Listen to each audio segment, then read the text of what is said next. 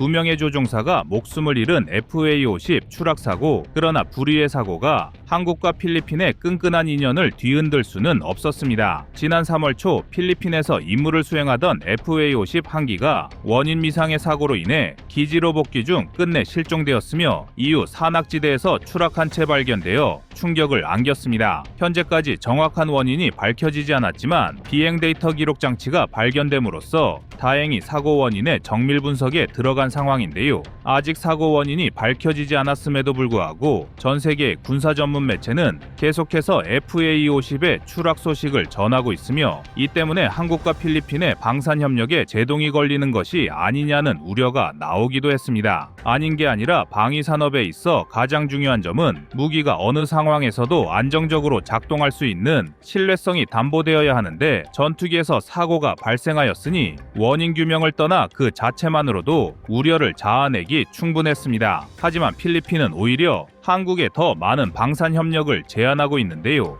양국의 고위 관계자가 만난 자리에서 필리핀은 FA-50의 추가 도입 이외에도 도입한 무기 체계에 대한 MRO 사업과 현지 생산 등 전반적인 방위 산업 분야에서 한국과 지속적인 협력 관계를 원한다고 밝혔습니다. 그리고 한국이 필리핀을 상대로 방산 수출을 계속해서 증대한다면 그 끝은 단연 KF-21이 될 것입니다. 한국은 2025년 들어 KF-21 도입을 희망하는 주요 국가들과 긴밀한 협상을 진행하고 있는데, 필리핀은 그 중에서도 한국산 전투기 도입에 가장 많은 관심을 드러내는 나라입니다. 이미 필리핀은 과거부터 40대 다목적 전투기를 도입하려는 공군력 강화 사업을 진행하고 있었으며, 한국 방산과는 FA-50과 호위함으로 다져진 관계이니 KF-21의 수출 기대감은 그 어느 때보다 높아지고 있는 상황인데요. 한때 프랑스의 라팔 등 쟁쟁한 기체까지 거론되었던 필리핀의 다목적 전투기 후보군이 최근 들어 세계의 기종으로 압축되는 형국입니다. 한국의 KF-21을 비롯하여 스웨덴의 그리펜과 미국의 F-16이 각축을 벌이는 국면 속 KF-21은 과연 정말로 필리핀의 차기 공군 전력이 될 수 있을까요? 그래서 준비했습니다. 오늘은 필리핀 공군의 현대화 사업의 3파전 구도를 형성한 KF-21, F-16, 그리펜을 비교 분석하여 알려드리겠습니다.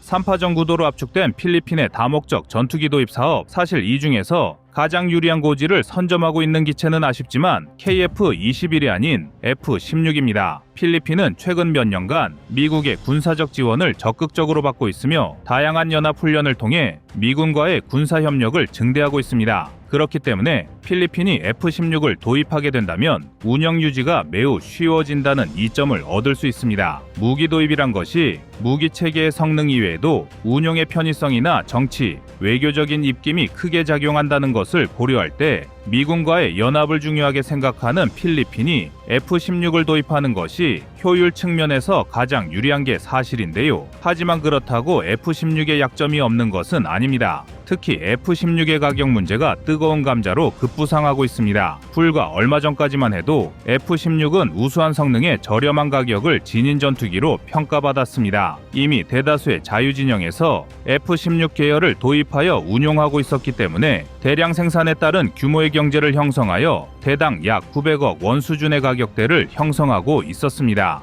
유럽제 전투기들이 1,500억 원 내외 가격을 형성하고 있다는 점과 비교하면 F-16의 가격 경쟁력은 매우 우수했는데요. 하지만 러시아 우크라이나 전쟁 직후 폭등한 F-16 수요는 되려 F-16의 장점을 갉아먹는 아이러니한 상황을 만들어냈습니다. 러시아 우크라이나 전쟁으로 인해 촉발된 유럽의 군사력 강화로 인해 많은 나라에서 F-16을 추가로 확보하려 하면서 공급이 수요를 따라가지 못하는 현상이 발생하였고, 자연스럽게 가격 경쟁이 붙으면서 F-16의 대당 가격은 계속해서 상승 곡선을 보이고 있습니다. 과거 KF-21의 대당 가격이 1,100억 원대로 알려졌을 때 F-16보다 가격 경쟁력이 부족하다는 지적도 이제는 큰 의미가 없게 된 것입니다. 또한 신형 F-16의 공급이 부족하니 이에 따라 중고 F-16도 부족하게 되면서 필리핀이 도합 40대의 F-16을 확보하는 것은 점차 어려운 상황이 되고 있습니다. 그리고 F-16만큼은 아니지만 스웨덴의 그리펜도 필리핀 시장에 적극적으로 진출하려 해왔다는 점도 한국이 간과해서는 안 되는 요소입니다. 스웨덴은 지난 2023년에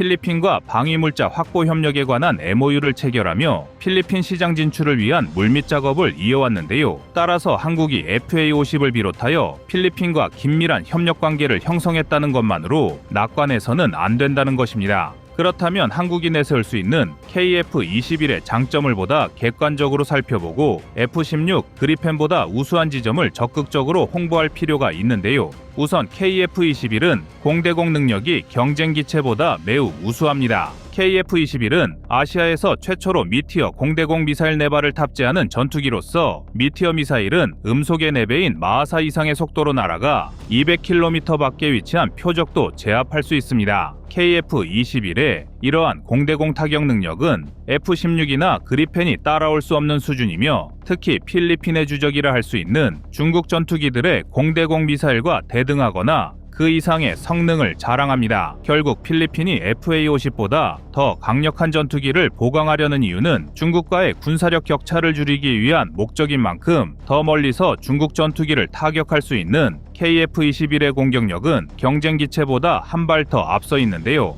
여기에 더해 KF-21은 단발 엔진을 사용하는 그리펜, F-16과 달리 쌍발 엔진을 사용한다는 점도 필리핀의 작전 환경에 적합합니다. 필리핀은 국토가 다수의 섬으로 구성되어 있으며 남중국 해등 해상에서 많은 임무를 소화해야 합니다. 이 때문에 비상 상황이 발생하더라도 상대적으로 높은 신뢰성과 안전성을 가진 쌍발 전투기가 가진 이 점이 더욱 빛을 발하며 해상 초계 작전에서 우수한 고고도 능력을 선보일 수 있습니다. 반면 단발 엔진을 사용하는 F-16이나 그리펜은 엔진 정비 소요가 적어 유지 보수가 유리하다는 장점을 가지고 있지만 전투기에 문제가 발생하면 해상으로 조종사들이 비상 탈출을 시도하는 것 이외에는 마땅한 방법이 없다는 단점을 보유하고 있어 필리핀의 작전 환경에선 확실히 KF-21의 쌍발 엔진이 조금 더 유리합니다. 이 밖에도 KF-21은 후보 기체 중 가장 뛰어난 스텔스 성능을 보유하고 있기 때문에 중국 전투기와의 격차를 줄이려는 필리핀의 작전 환경에 가장 알맞은 전투기입니다. 물론 5세대 전투기를 자체적으로 개발한 중국의 정면으로 맞서기 위해서는 필리핀도 동급의 기체를 보유하는 것이 가장 확실한 방법이지만 현실적으로 필리핀 공군 여건에서 5세대 전투기를 운용하는 것은 실현 가능성이 없습니다. 그렇다면 필리핀이 선택할 수 있는 최상의 방안은 4.5세대 전투기 중에서 가장 뛰어난 저피탑 능력을 보유한 기체를 도입함으로써 중국과의 격차를 최대한 상쇄하는 것이 현명한 방안입니다. 그렇다면 KF-21,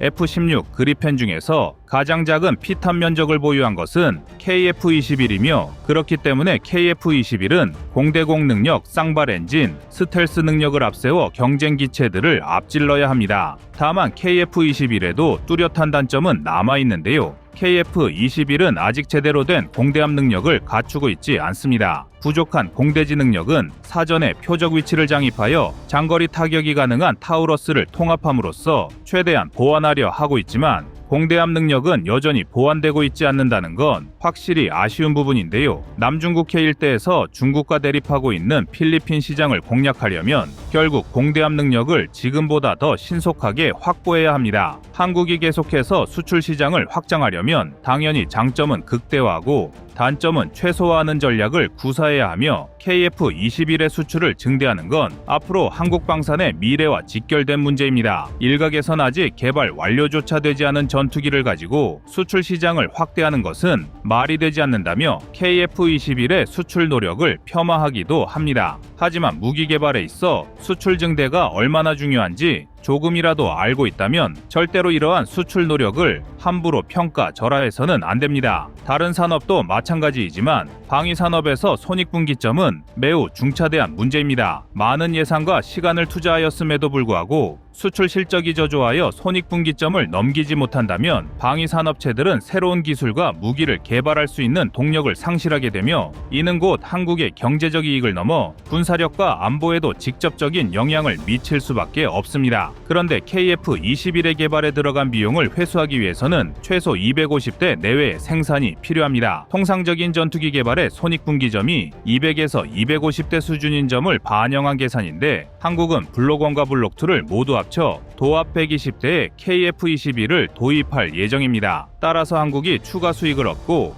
KF-21의 손익분기점을 넘기려면 수출을 통해 100대 이상의 판매 실적을 얻어야 합니다. 그러지 못한다면 앞으로 한국이 KF-21을 넘어서는 신형기체를 개발하는 것은 더욱 어려워질 것이며, 이러한 문제를 방지하기 위해서라도 한국은 지금부터 KF-21의 수출 시장 선점을 위해 각고의 노력을 기울이고 있는 것입니다. 그러니 완성되지 않은 기체를 가지고 수출 시장을 공략하려 한다는 비판은 전투기 개발의 중요성을 깊이 들여다보지 못했기 때문에 나온 아쉬운 지적이라 할 수 있는데요. 부디 우리 대한민국이 필리핀을 시작으로 100대 이상의 KF-21 수출 기록을 달성할 것이라 믿겠습니다.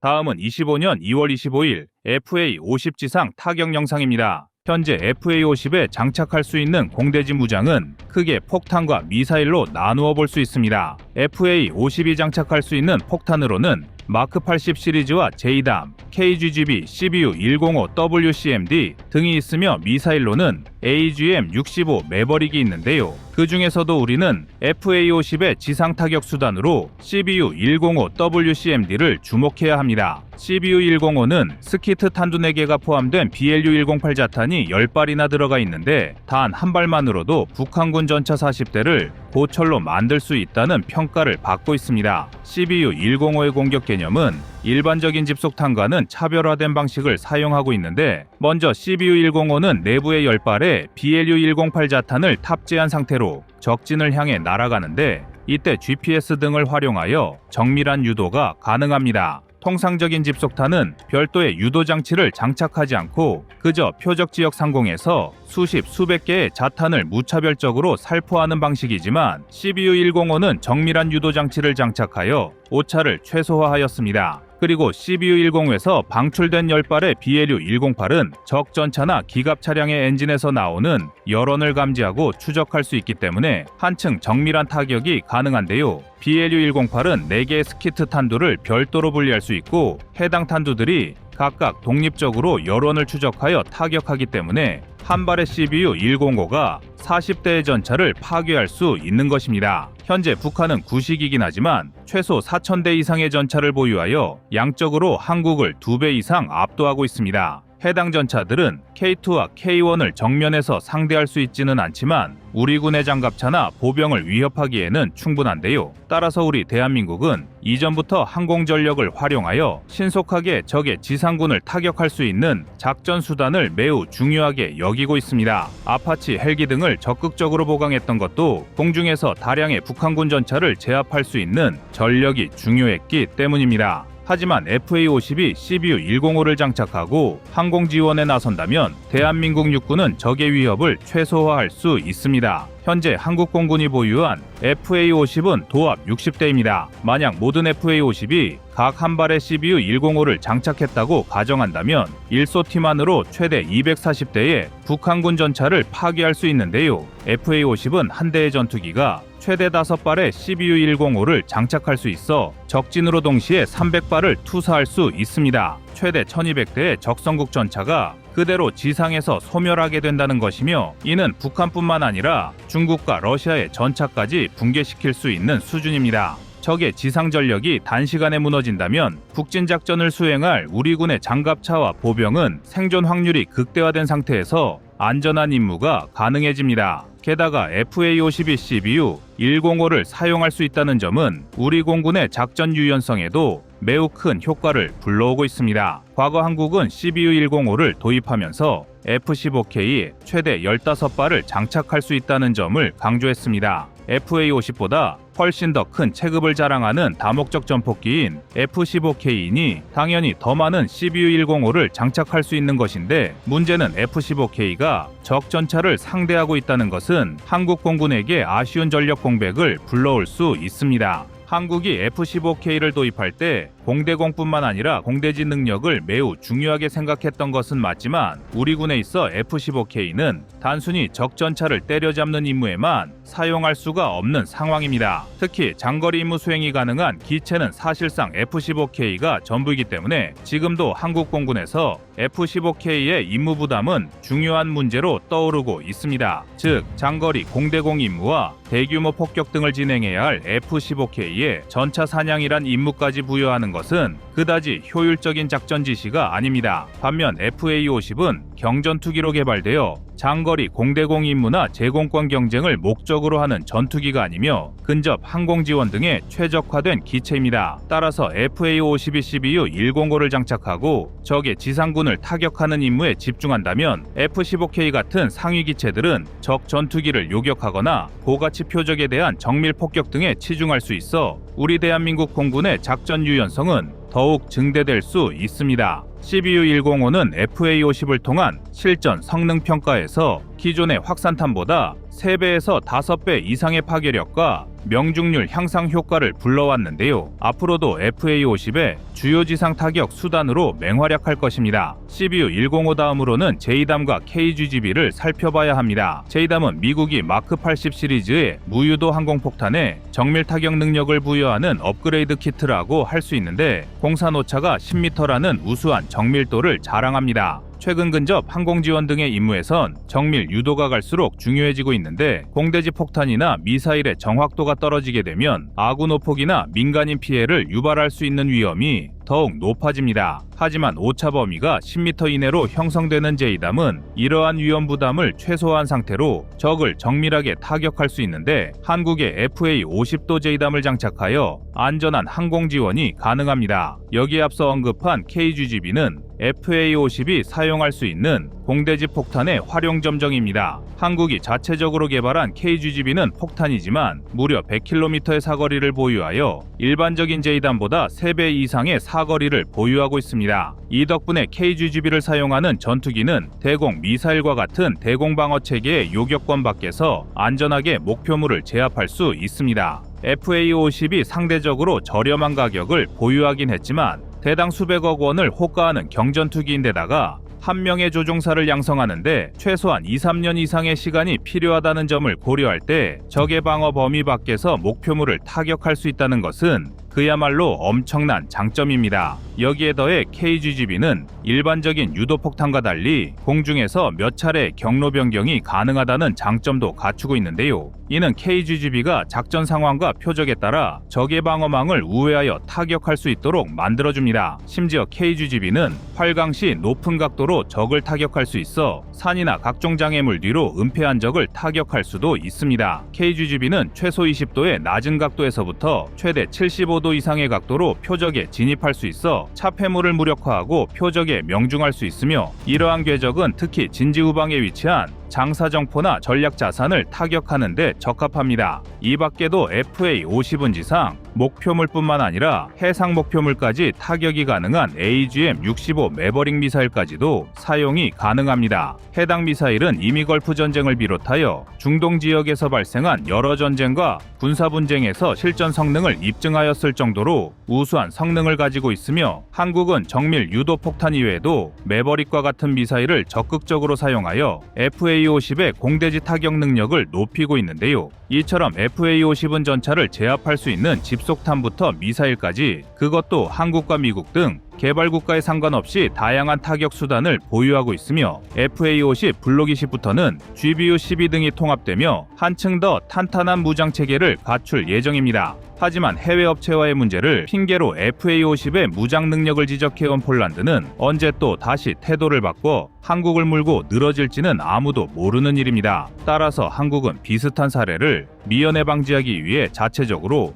다양한 FA-50의 무장 체계를 연구할 필요도 분명히 있는데요. 많은 군 전문가는 한국이 FA-50과 KF-21을 개발하며 전투기 제작 능력을 입증했지만 아직 전투기 무장 체계에 있어서는 더 많은 것을 보여주어야 한다고 조언을 아끼지 않고 있습니다. 다행히 한국은 지난 2024년 말부터 FA-50에서 운용할 예정인 신형 국산 미사일의 목업 등을 순차적으로 공개하며 일정 수준 이상의 연구 성과가 있었다는 점을 보여주고 있습니다. 그렇기 때문에 우리 대한민국은 앞으로도 강력한 전투기 무장을 개발하며 FA-50의 전투력을 향상시킬 것이며 FA-50이 있는 이상 한국의 안보는 흔들리지 않을 것입니다. 이상 꺼리튜브였습니다.